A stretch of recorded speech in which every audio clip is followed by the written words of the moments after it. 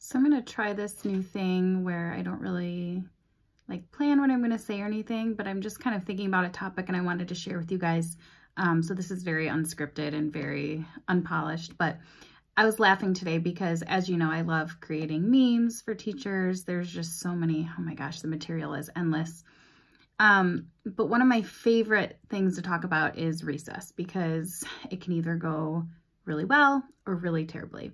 And of course, we've spent the last couple of months complaining about the lack of outdoor recess, and possibly indoor recess is like in my top five least favorite things about being a teacher.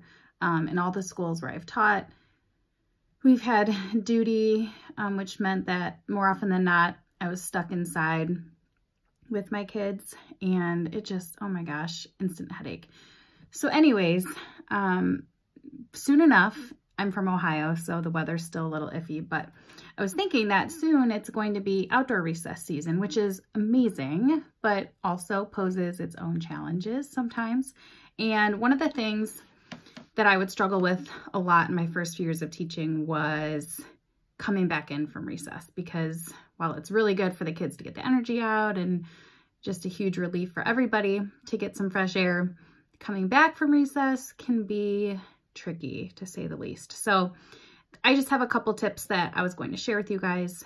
They may or may not work for your current situation, but yeah, transition back from recess. So one of the most amazing tips that I've ever implemented coming back from indoor recess, and I think I first read about it on Angela Watson's blog, so check that out if you haven't already, is to not let the kids in at the same time. You line them up in the hallway quietly, of course, and you can ask them to come back in the classroom in, let's say, groups of 5.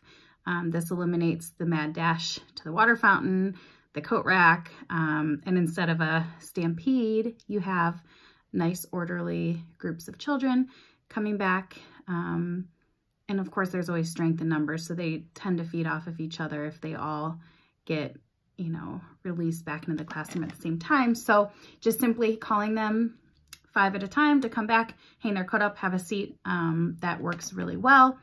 Another thing I really like is to implement the read, write, or rest rule. So as you're, you know, getting the kids back into the classroom and the groups of 5 or whatever are coming back, the rest of the kids who are already in the classroom can go to their desk or the carpet or a predetermined assigned seat. Assigned seating is crucial. They need to know where they're going. And having them either read quietly, write quietly, or just rest their head on their desk. It doesn't have to be anything structured. It can be if you want, but just giving them a choice is important. But at the same time, making sure those choices are ones where they're still, they're quiet, they're winding down, and they're getting refocused. I've always kept just free write journals in the kids' desks so they can just pull them out and write if they want.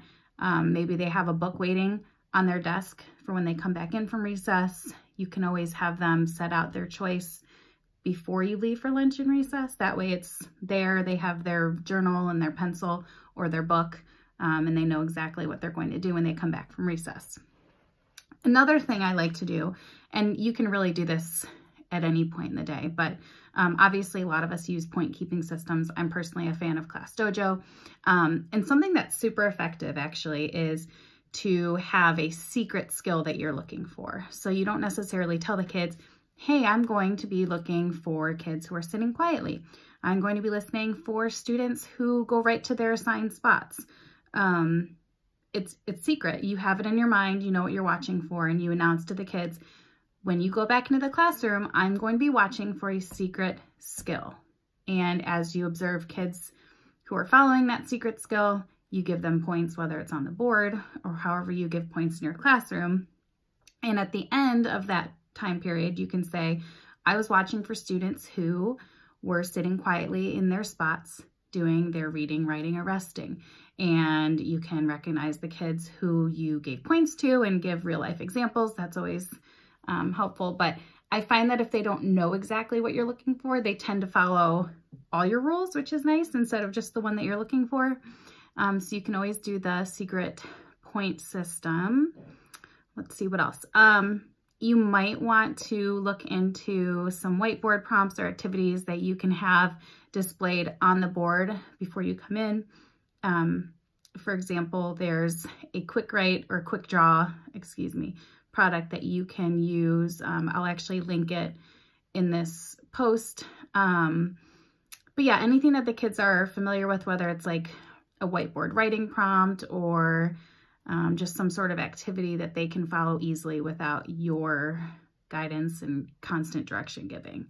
You know your kids best, so you know if there's something like that that would work. But yeah, those are my tips for transitioning back from outdoor recess.